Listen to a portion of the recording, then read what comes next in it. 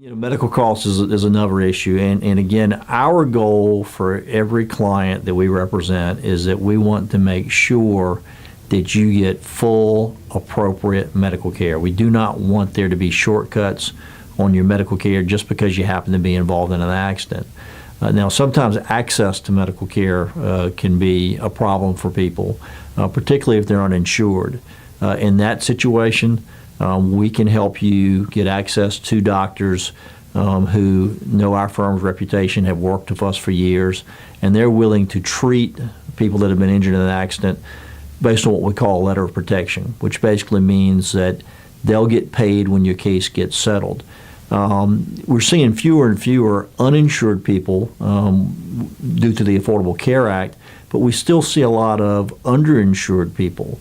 And so even though you may have health insurance, if you're in a situation where you need to get specialized treatment, let's say you need to see a knee surgeon, but you've got a $2,000 or a $3,000 deductible, well, you may as well, for a lot of people, they may as well be uninsured because they don't have that sort of money that they can come up with in order to get the treatment.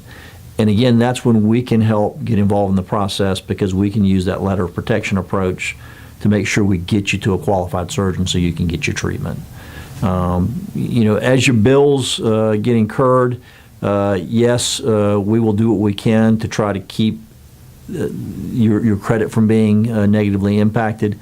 Sometimes there's not a whole lot that we can do with hospitals because they're such big bureaucratic institutions. So if you're dealing with a hospital, many times we'll advise a client, look, just pay what you can on a monthly basis, even if it's just, say $25 a month. At least as long as they have something coming in, that can hold them off in terms of their not turning you over to a collections agency so that your credit doesn't get impacted.